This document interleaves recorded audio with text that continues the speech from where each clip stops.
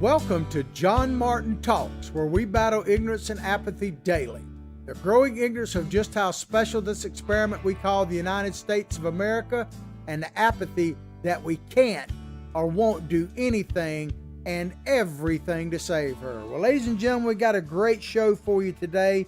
You know, every now and then I pick out stories that I think you need to put on your radar screen that you might not be aware of. And also I pick out stories that I think encapsulate, if you will, the problems that we're facing in this country and all of these things in one story. And this story today, I believe, captures both of those ideas. SCOTUS questions President Trump's changes to the census count. We're going to get into it in just a minute, but essentially, President Trump is trying to not count illegal, I repeat, illegal immigrants in the census when it comes to deciding how many House seats a state gets.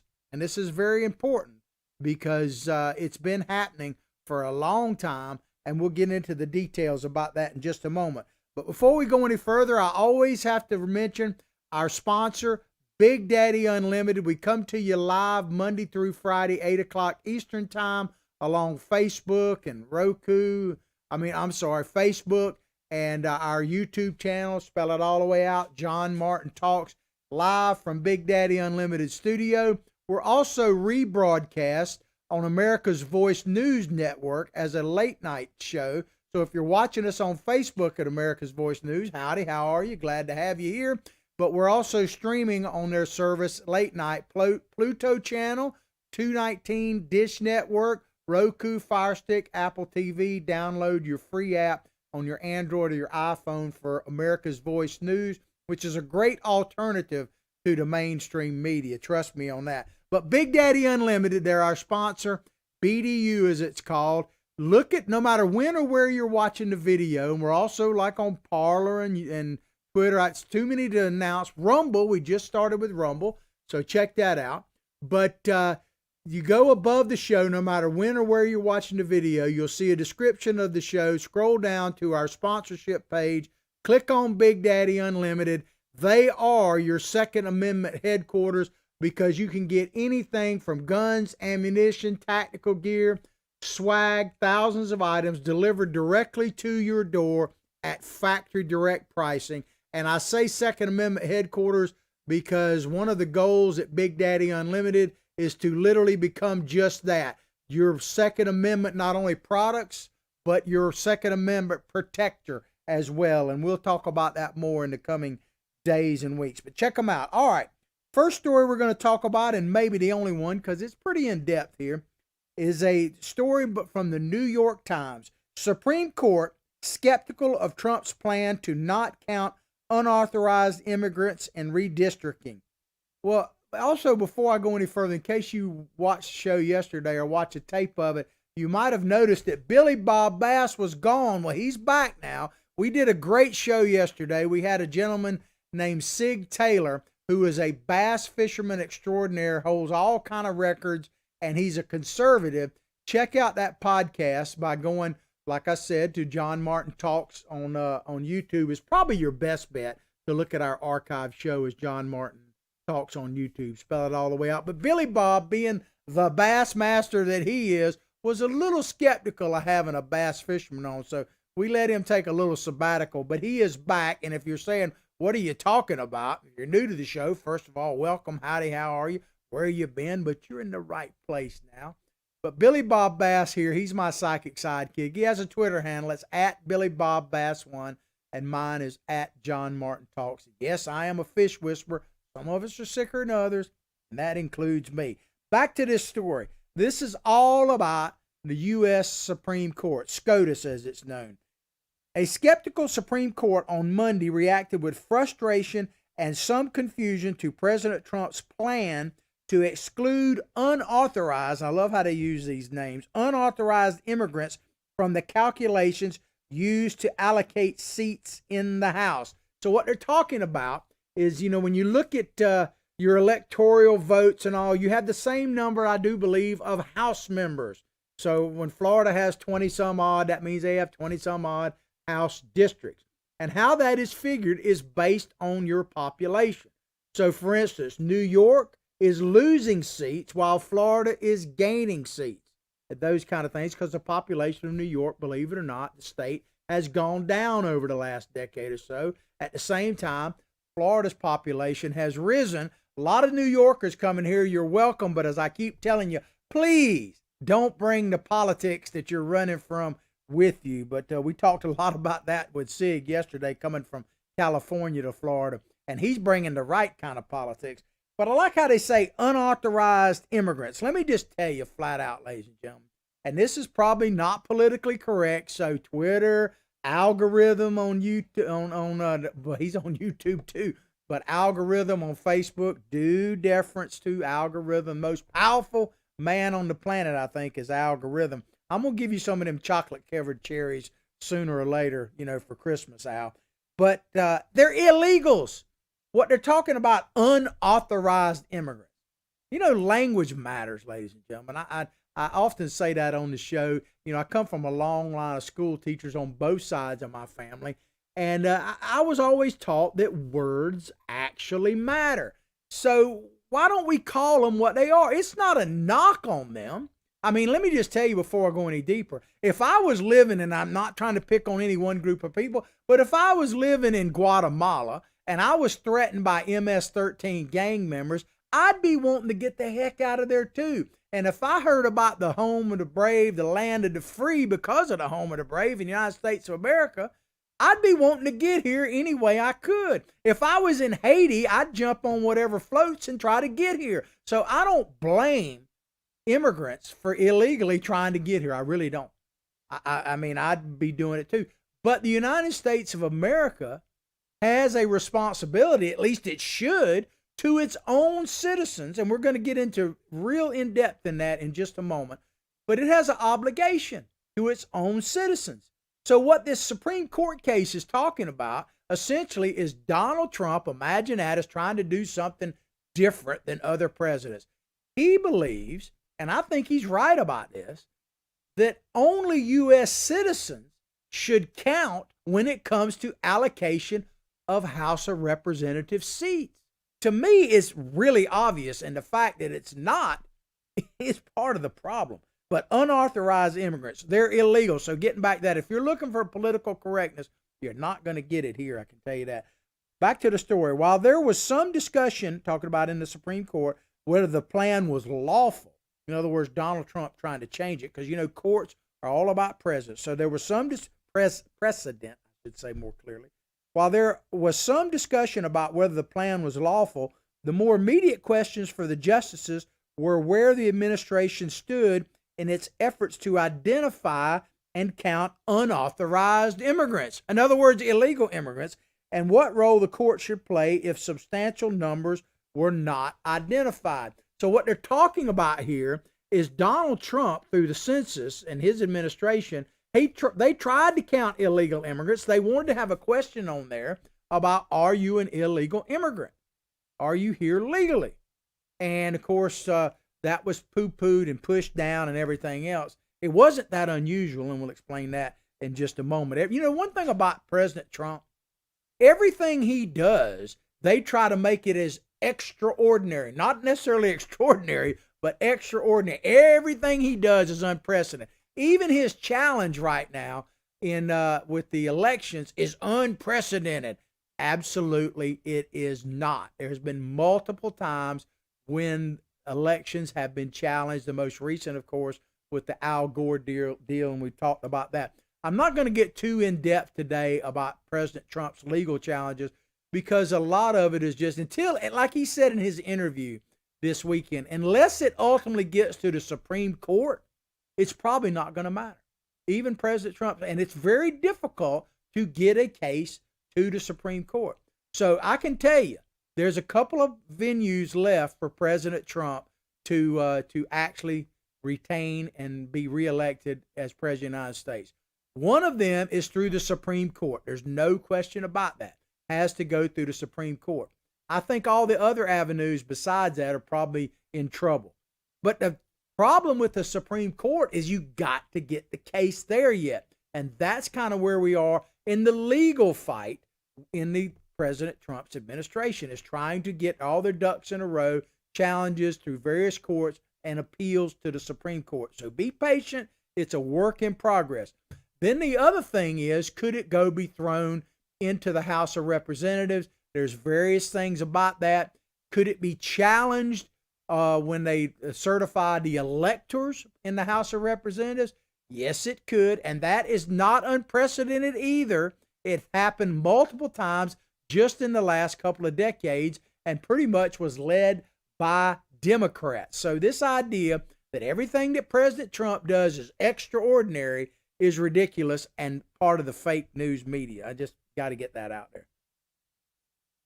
But let's get on with this article. Removing undocumented immigrants. So here's another term from it. You know, first of all, what they, let me get this, unauthorized immigrants. Now they're undocumented immigrants. You know, all these words. The bottom line is they're here illegally.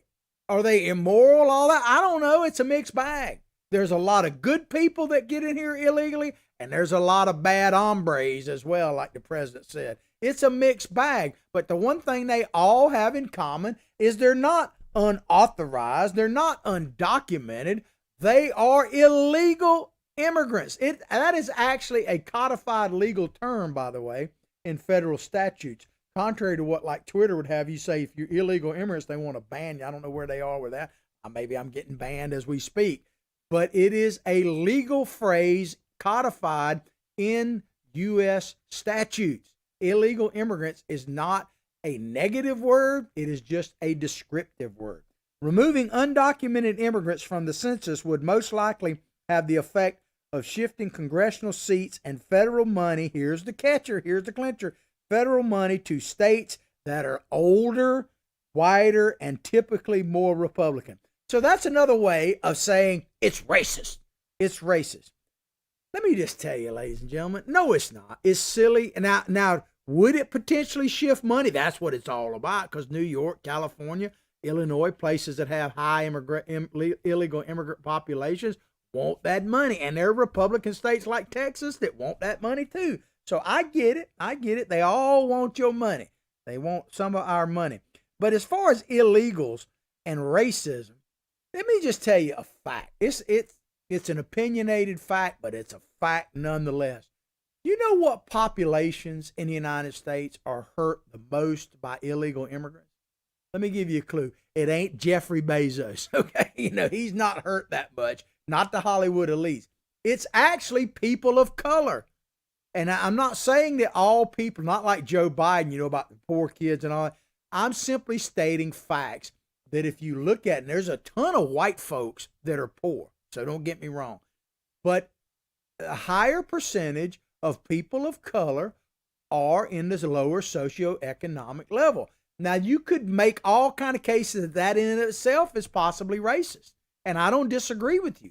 There are some racial things that have that, but low-income people are affected the most and the quickest by illegal immigrants, whether it's competition for low wages right off the bat, that hurts, or whether it's like you take Hispanics.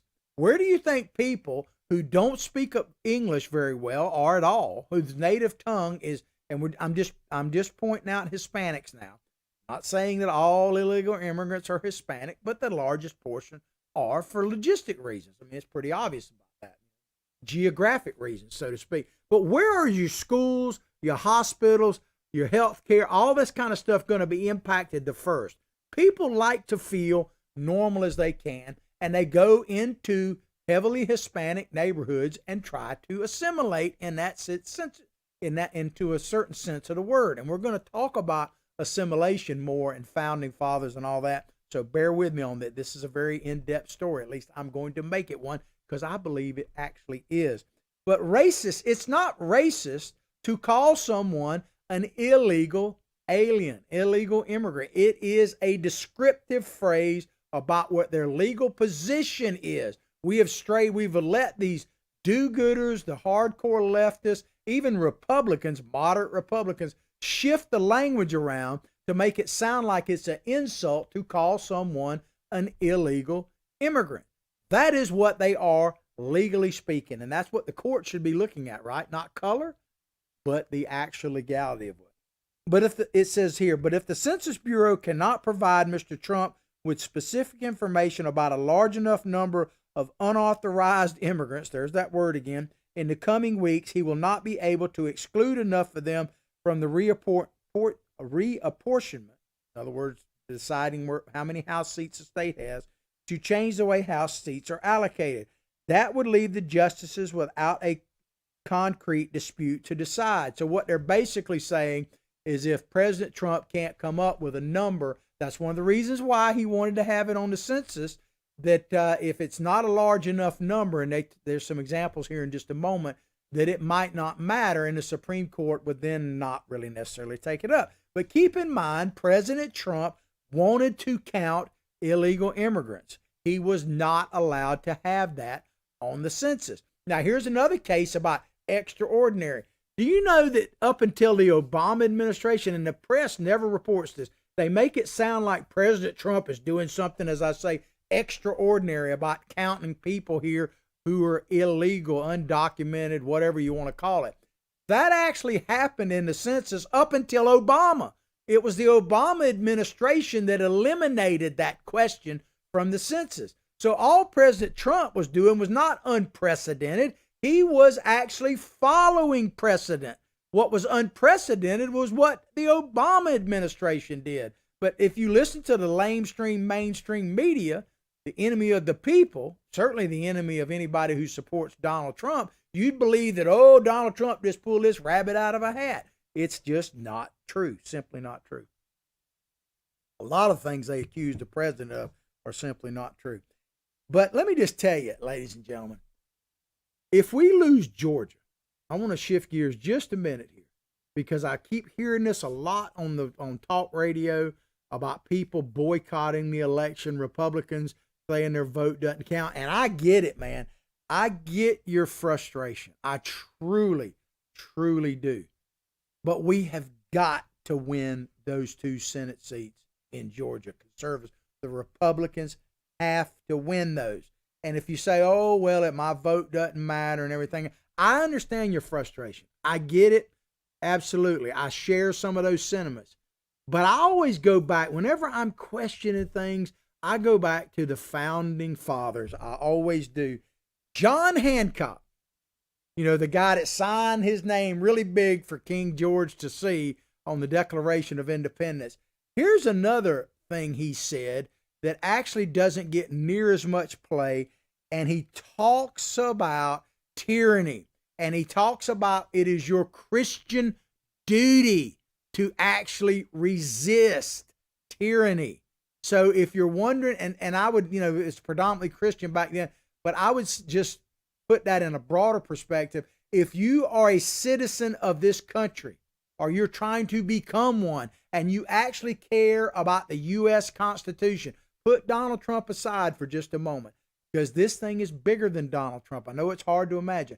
We are at the battle for the soul of the United States of America, and whether we're going to be a constitutional republic, as Ben Franklin said, they gave us if we can keep it or not. That is the bottom line here, ladies and gentlemen.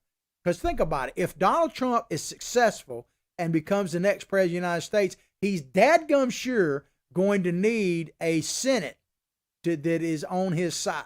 At least appears to be. And if he doesn't, God help us, and Joe Biden gets up there, we need some kind of stopgap, and the Senate would be our only hope.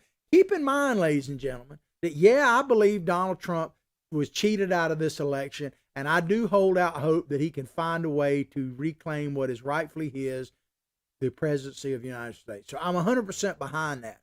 But keep in mind, there was a lot of good news in the election as well. Because look what happened in the House of Representatives. And they're literally picking up seats every day. And there's seats that are still in dispute. They're still counting votes. We could very easily take the House in 2022 again. And that would be something that President Trump would need, whether it's President Trump now or 4 years from now if he were to decide to run again if he couldn't this time. We have we have ways of taking back the House and reclaiming and holding on to the Senate again and putting up a great candidate, which we're going to need in 2024, regardless of what happens now. We're going to need a tremendous presidential candidate, and it might actually be Donald J. Trump Sr. again. Who knows? But all of that means we have to do something about Georgia. So if you're thinking about a protest vote, please go back and look at that meme I just put up there of our founding fathers. But we're always quoting them, right? Or talking about the founding fathers. They challenge you. It is your job to resist. And that's what we have to do. Because Democrats are going to give the illegals the right to vote if we don't. And then it's all over. And they're already doing that. Back to this article. The situation, this is from Jeffrey B. Wall, who's the acting United States Solicitor General, in other words, representing the president, the administration in front of the Supreme Court. He said the situation is fairly fluid. That's what the Solicitor General told the justices, conceding that the Census Bureau may not be able to supply Mr. Trump with much data on unauthorized immigrants. There is a real prospect, he said, that the numbers will not affect the apportionment. So they're having trouble getting a firm handle on how many illegal immigrants are here because they wouldn't allow the Trump administration to ask the question that has been asked for decades here in the United States. Are you here legally or not? But I like how they say acting United States Solicitor. See, this shows a problem already. Now, I'm not trying to get into specifics about this particular appointment, but Donald Trump has had tremendous problems getting appointments through, even when he's had a working Congress the first 2 years of an administration that was both Republican. He had a hard time. I mean, who else has had this kind of hard? How many acting such and such? Now, I know some of it is because he's fired people when they weren't loyal to him. Imagine that, actually wanting people in your administration. Look who's Biden, God help us if he gets in there, is putting around. He's bringing back, he's trying to get the old band together. He's making a combination of Clintonites and Obamaites that are truly guardians of the swamp, man. I mean, that is what he's doing. So, I mean, you can hear the swamp already. They're like excited about refilling. But acting, everything has been it's been a slog for President Trump. And that's not a negative on him. It's amazing to me what President Trump has done and is still doing, because keep in mind, this is something I want to point out too. President Trump, he knows he's in the fight of his life to retain his presidency. He talked about that. And he talked about how on an interview this Sunday with Maria Bartiromo that he might not get a case before the Supreme Court, which means he might not actually win this thing. I mean, he's a realist. And he honestly said, of course I'll leave the presidency if the election is certified by the election. I mean, it's ridiculous what that on its face. He's had to answer that question so many times, treated unfairly. But what's amazing to me is how much President Trump has gotten done in spite of all of that. And he's still right now, this is one of the reasons I brought it up today. He's still fighting for us, for the American people. Whether he wins or loses is secondary to him in getting the job done. He is using every day that he has the grace to be, God's grace, in office to do the work for the American people. And that is what this is about. And these justices are a bit squeamish about this because they've been up there forever and a day too. Justice Samuel A. Alito Jr. said that it put the court in an odd position. What he's talking about is if they don't have a significant number of proven undocumented, and whatever they want to call them, illegal immigrants, and they don't put them in the count, it's going to put the court in a position to try to figure out what that number is. Well, they could just eliminate it like the president's trying to do. But Alito said, I find the posture of this case quite frustrating. It could be that this is much ado about very little. So whether or not illegals can determine how many House seats you have is much to do about very little. That's what he said. He's supposed to be a conservative justice, right? But let me tell you, Mr. Alito, you know what's frustrating for me? One of your colleagues up there, the Chief Justice Roberts, man, when you talk about the election, If Donald Trump does not prevail in this election, God help us, I tell you that all the time, I'm just telling you like it is, one of the main people you can blame is the same guy that brought you Obamacare, and that is Chief Justice John Roberts, the worst Chief Justice probably in the history of the nation, certainly in my lifetime. And you say, well, what are you talking about? Go back to the Pennsylvania case. There was a case, what happened, and this has happened everywhere. You have to understand that according to the U.S. Constitution, it is the state legislatures, because we don't have a federal election, really. We have 50 plus some with territories and whatnot. State elections, right? That's how the president is picked. And the state legislatures are supposed to make the election law of their state. So anything that is done outside of the state legislature to change election laws is therefore pretty clearly unconstitutional.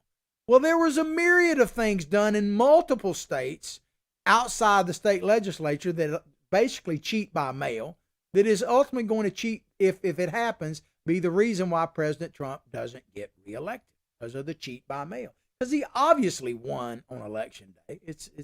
I mean, even a blind man could see that, right? But getting back to Pennsylvania and Justice Roberts.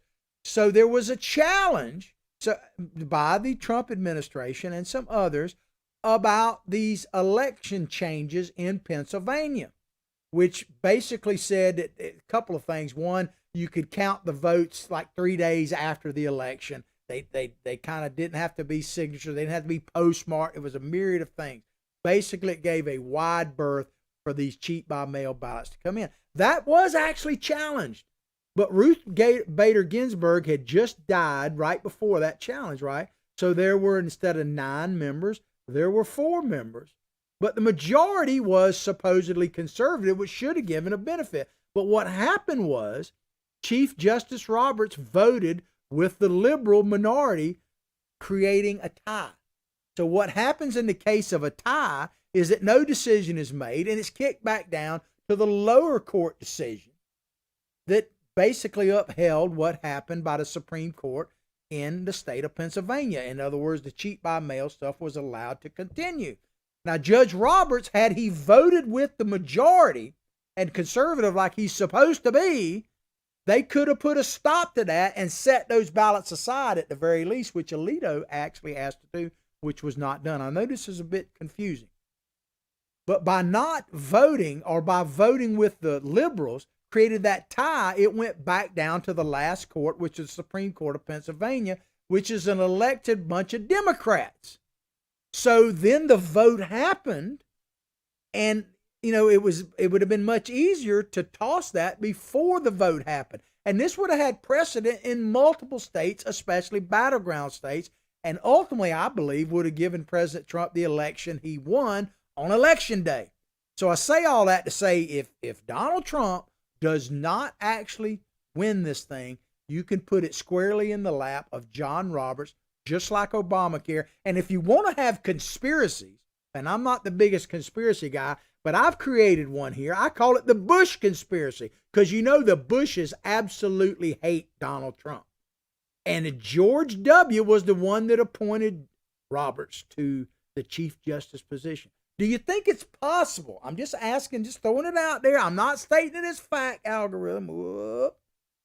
But could it be possible that a phone call was made from somebody in the Bush family and said, hey, John, man, do everything that you can to keep old Trump out of there? Because you remember when Roberts was the presider over the impeachment hearing, he was no friend to Trump. That's for sure. Anyway, I just throw that out there. It's a long-winded thing, but it's certainly possible. Certainly possible. One thing is for sure: if you're a conservative, God-fearing, loving, patriotic loving of America and the U.S. Constitution, Chief Justice John Roberts is not your friend. That I can state without equivalence.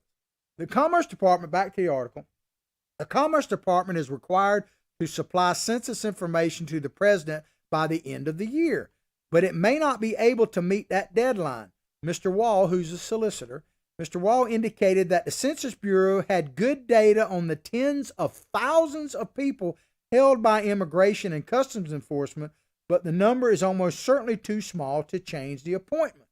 So basically what the Trump administration is arguing is because you didn't allow us to ask that question, we don't have a good handle exactly how many illegal immigrants are in the country and in various states. So the solution is to just toss them and not figure in any way, shape, or form about apportionment of House seats. Now, I would carry it a step further and say it never should have been done to start with.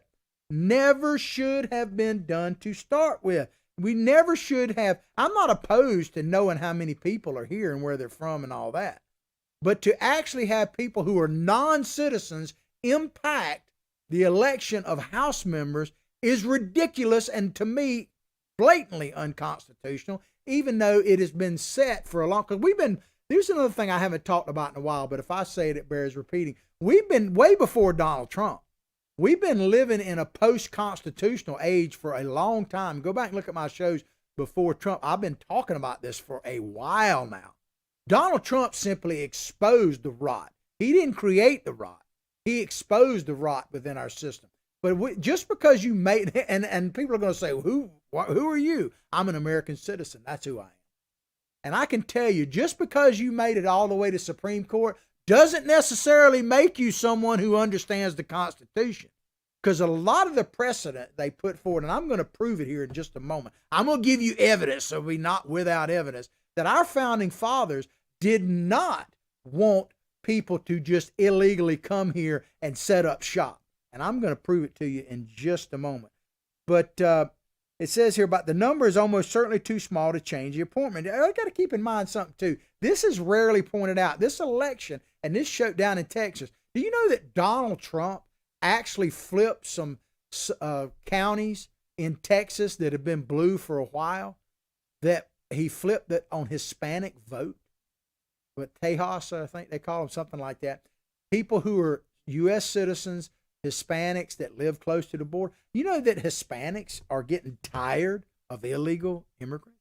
Did you see how many Hispanics actually, and not just Cubans and Venezuelans, but actually people of Mexican descent actually voted for President Trump? I mean, they know the deal. They know what time it is. If there's data to allow Mr. Trump to exclude enough immigrants to change the allocation of House seats, the case would become quite important, according to the New York Times here. Would become quite important. I would tell you right now, regardless, the mere fact that they said it would become important just shows you everything that's wrong with this country. The idea, if you think about it, and this is going to be going on for decades, the idea that people who are in this country illegally should impact the number of seats in the House of Representatives is ludicrous from the beginning. And you know who's at fault for that? And you're not going to like it when I tell you. You and me.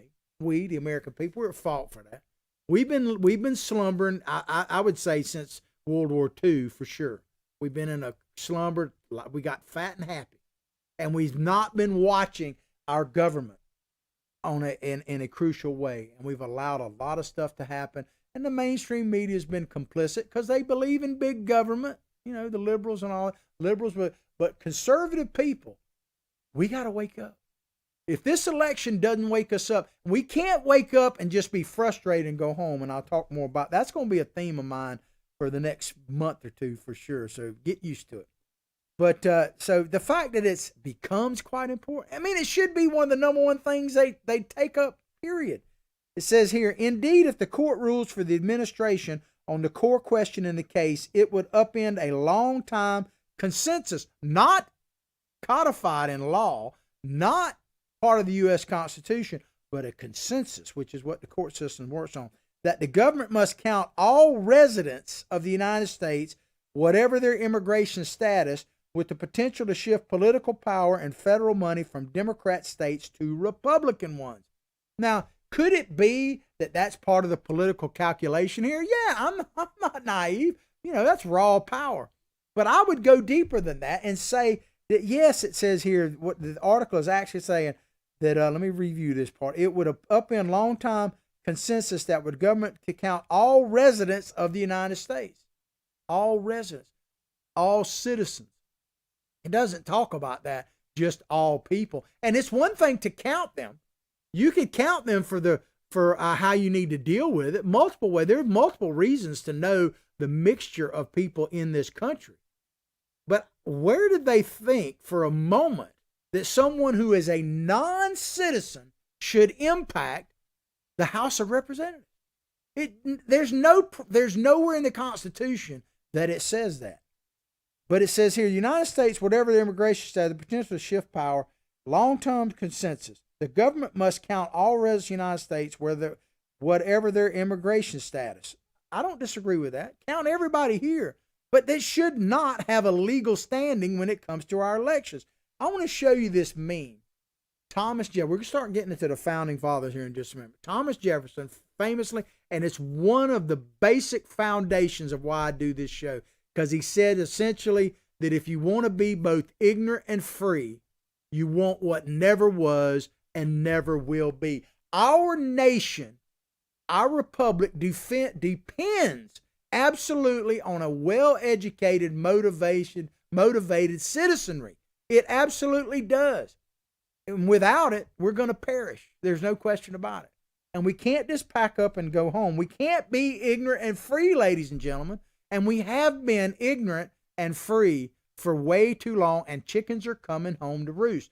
The mere fact that they're even having this conversation, to me, about whether or not people here illegally should determine how many House seats you have, shows you just how far we have strayed, in my opinion.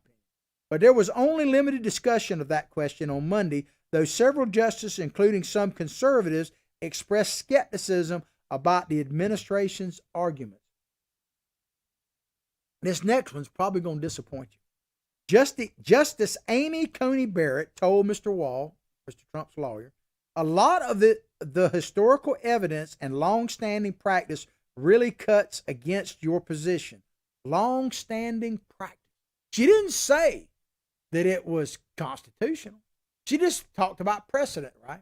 Now, I'm not going to beat her down too much because this is the first, but it does show you about this idea that it's about the precedent, what we've been doing. You know, did we really appoint people?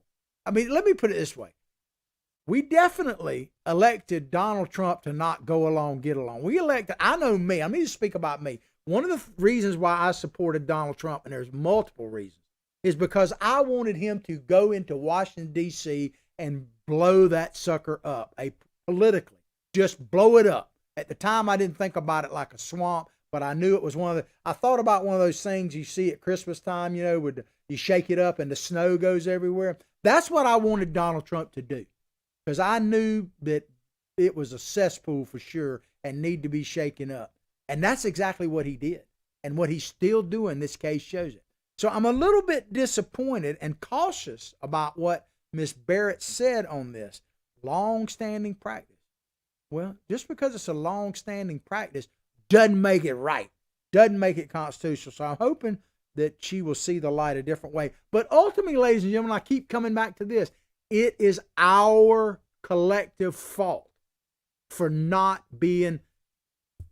thinking we could be ignorant and free, for just getting in the slumber in the hammock and going to sleep, because we as a nation have been asleep. Progressives never sleep, man. They never give up. I've been telling you, this is one of my axioms. When it comes to progressives, they can't be reasoned with, they can't be dealt with, they can't be negotiated with. They can only be defeated. And they never, ever stop. Never. And I know that's very hard for conservatives, because we want to live the American dream. We want the right to life, liberty, and the pursuit, not the guarantee of happiness. We want to go fishing. I know. We want to hang out with our family and enjoy it. And we need to do that. But understand that one of the obligations of being a granddad is to make sure that the country you inherited is passed down, as Ronald Reagan was talking about, to the next generation. And that we have dropped the ball on, ladies and gentlemen. And what troubles me the most about what's happening in our election result is there are people that are so frustrated, and I get it. Trust me, I get it. But so frustrated, they just want to pack the stuff and go home. And that, ladies and gentlemen, is a violation of everything we hold dear. It is a slap in the face of people who have sacrificed over the generations to give us the opportunity to be the freest, greatest nation on planet Earth has ever seen. And so we cannot, in my opinion, drop the flag. The flag is dropping. We got to pick it up and charge on. That is the thing.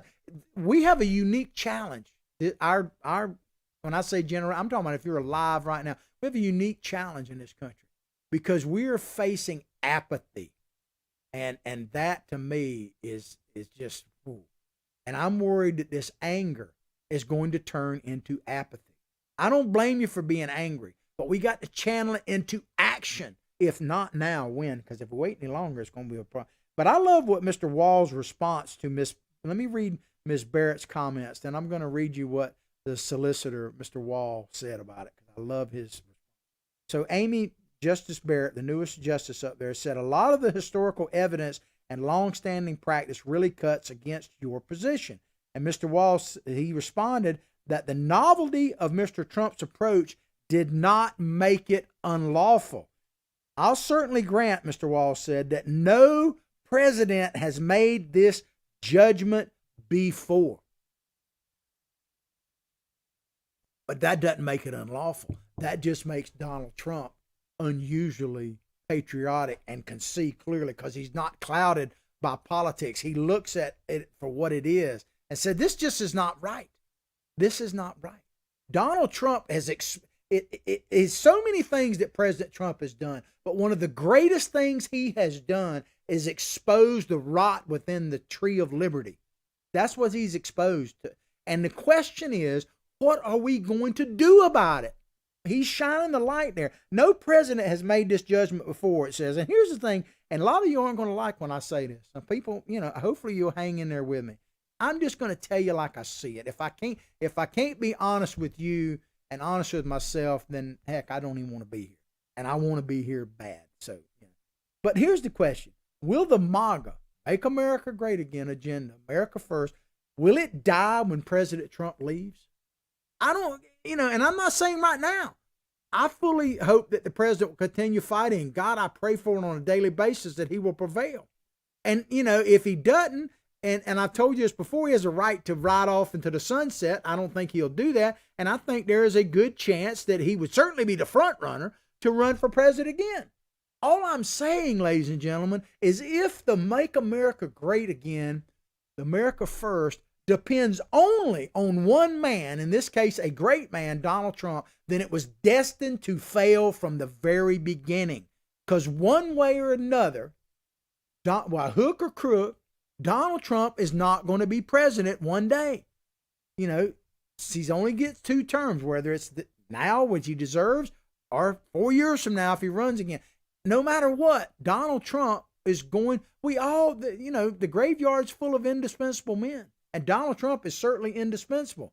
But one day he ain't going to be here. Ain't none of us getting out alive. So if this movement and Donald Trump himself has spoken to this, that he's just the front of it, that it's up to us. So if we truly believe all the stuff, and I know many of you do, but if you truly believe in what you're saying about making America great again, about, justice, if you believe the Superman thing, truth, justice, in the American way, if those words mean something to you, then you gotta keep fighting no matter what. Because think about all the times that our ancestors have had the chance to say, it ain't worth it, man. I'm not going to that beach in Normandy. I'm just not doing it. I'm not gonna be there worried about Okinawa and all that kind of stuff. I'm not going and raising the flag. I'm not doing that. And, I'm not getting out there and fighting the Brits. I'm not going to face the redcoats with my musket, my pitchfork. I'm just not doing it.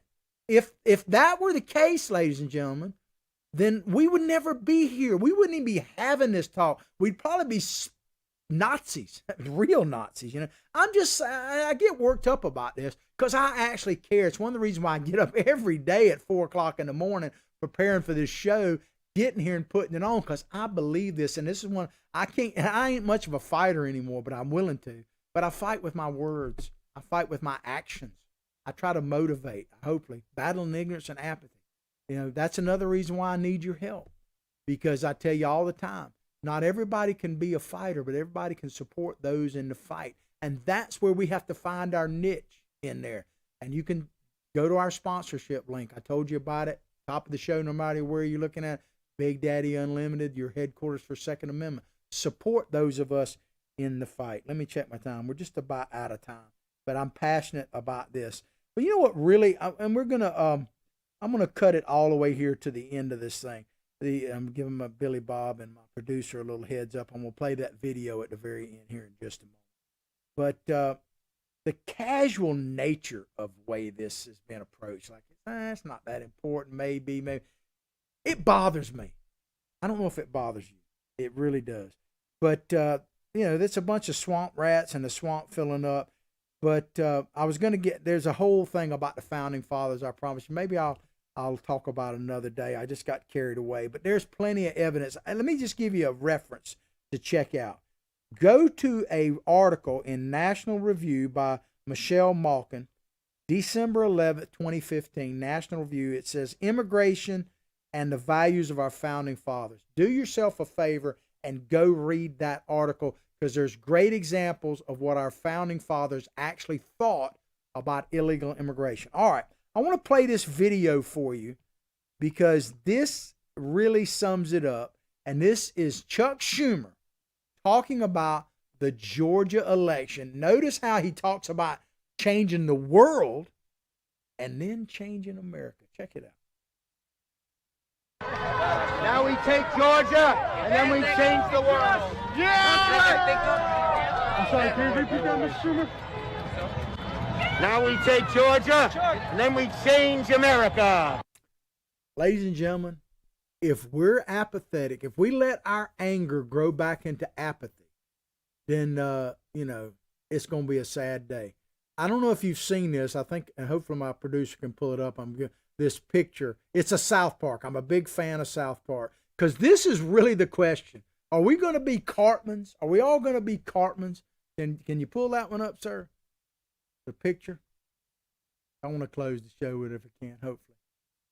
I don't know if you've seen South Park, but Cartman character. But anyway, basically, right there he is. He says, screw you guys. I'm going home. If that is the attitude that we take, regardless of what happens in this election, then it's over.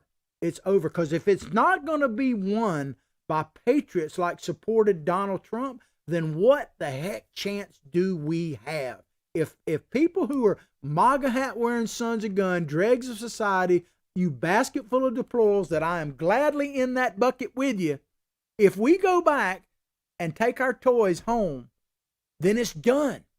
I don't know about you, but I want to keep this country going for my grandkids and everything else. Anyway, I'm going to hang in the fight. Hope you've enjoyed the show as much as I've enjoyed bringing it to you. Please go directly to John Martin Talks Facebook page, like it, and share it with others. I'll pray for your family. You pray for mine. Let's pray for this great nation and our President Donald Trump, because both of them have earned that right. But like I say each and every day, from my heart, from my family to yours, have a blessed day.